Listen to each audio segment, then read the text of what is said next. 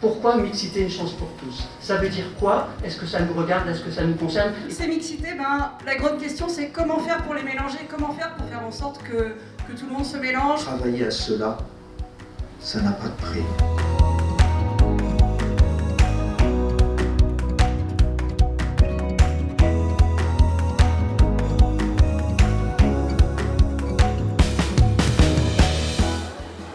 Mais la mixité sociale et scolaire, c'est pas que les contributions, c'est pas que la restauration, mais c'est d'abord la diversité.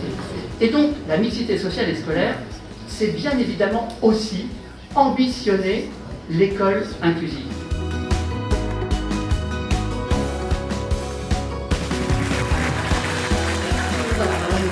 C'est vrai que je suis admirative peut-être de mon équipe. On est au niveau Stade Rennais, on est assez, on soutient son maillot, ses couleurs. Voilà, on soutient ses couleurs. Donc moi, j'ai vraiment le sentiment d'avoir une équipe qui est dans l'accueil et qui a surtout la pédagogie différenciée dans son ADN. Même si on a quelquefois le barrage de la langue, pourtant les enfants connaissent beaucoup plus de choses que nous dans leur langue d'origine. Quelquefois ils parlent 3 langues à la maison. Nous, notre leitmotiv à l'école, c'est vraiment de mettre en valeur ça. Le jeune, il doit se sentir à l'aise.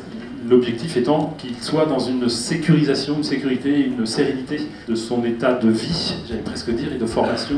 Ce public fragile, il faut l'accompagner, il faut aussi créer un lien de confiance avec les familles. Moi, je rêve d'une école un petit peu où, pas tout à fait comme dans cette assemblée où on se ressemble un peu tous, on pourrait se mélanger un peu plus. Alors c'est compliqué la mixité parce qu'effectivement, on ne va pas se donner des élèves, on ne va pas dire toi tu vas là, toi tu vas là.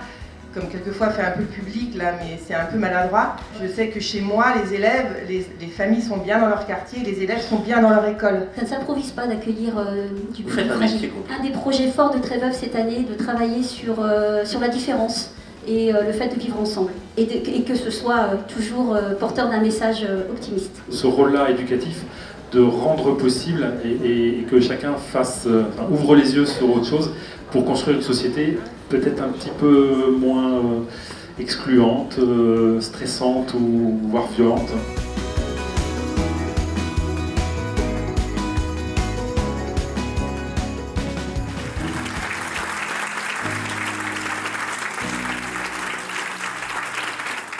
Je suis heureux de célébrer l'Eucharistie en priant pour tout ce qui s'accomplit dans la famille de l'enseignement catholique en Ille-et-Vilaine et en me souvenant, à ma connaissance à moi, que dans le Stade Rennais, je crois que c'est la 3e fois qu'il y a l'Eucharistie qui est célébrée.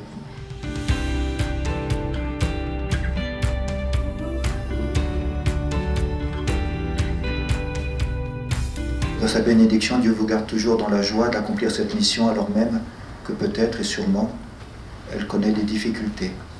La mission de l'éducation a toujours connu des difficultés. Elles sont nouvelles. Voilà que l'Esprit Saint nous aide à trouver les nouveaux chemins pour affronter ces nouvelles difficultés.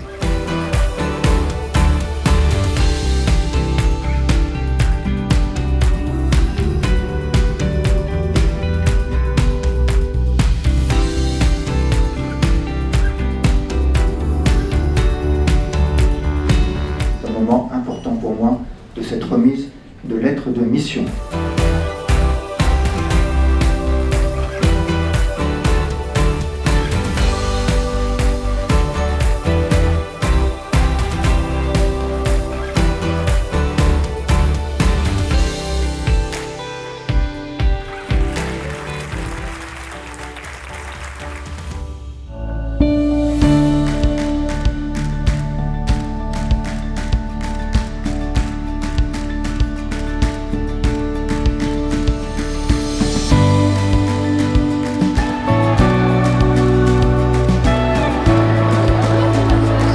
Gagner le calme dans une assemblée un tout petit peu dissipée.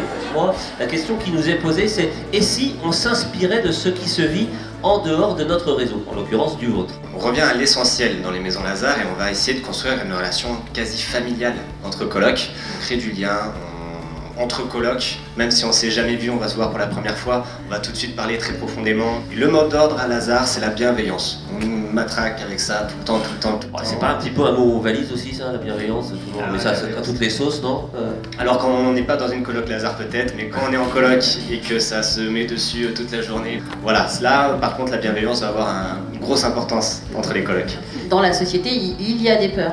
Il y a la peur du déclassement, nous on le voit hein, en tant que bailleur social, de se dire que des personnes qui vivent dans des résidences avec des gens qui leur ressemblent, c'est de l'entre-soi qui est positivé, et finalement qui ont très très peur du déclassement, c'est-à-dire qu'on fasse venir des personnes qui viennent des quartiers, qui sont discriminées et qui peuvent être effectivement en décalage. Et cette déconstruction-là, tout le travail qu'on fait avec toutes les équipes, c'est de déconstruire d'un côté et de l'autre. Et ce qui permet ces aventures humaines, c'est juste le fait de ne pas être dans la défiance. On devrait parler un peu plus d'amour, parler un peu plus de ce qui pourrait tout simplement plutôt nous rassembler que nous diviser. Et à travers l'aventure Impulsion, qui est une aventure humaine, on permet juste à ces jeunes tout simplement d'aller chercher ce qu'il y a de beau chez eux. J'étais dans le monde de la rue et on m'a proposé par le biais de Parcours Alpha de rejoindre la maison Lazare, chose que j'ai faite et grâce à ça j'ai arrêté l'alcool. Et ça change quoi dans ta vie? Tout. Je suis en train de créer ma boîte BPP 35, c'est ma boîte de paysagiste. Donc j'ouvre le 15 septembre sur LinkedIn et dans 2 ans j'aurai les locaux pour créer ma boîte de paysagiste. Et ça on pouvait pas y penser avant hein. Et là si vous me regardez bien, tout entier je suis une carotte. Le code couleur est bien maîtrisé, bravo François. À travers tous ces témoignages, on a pu confirmer que la rencontre de l'autre différent enrichissait tout le monde et permettait de construire une société plus fraternelle. Et c'est au cœur de notre projet. J'ai entendu tout à l'heure, quand on a parlé des mixités, tout d'abord qu'il n'y avait pas de recette. Mais en tous les cas, s'il n'y a pas de recette, il y a quand même un ingrédient qui doit être présent, si j'entends bien, c'est vraiment l'enthousiasme, la volonté et cette volonté, oui, forte que l'on a de pouvoir apporter ce vivre ensemble.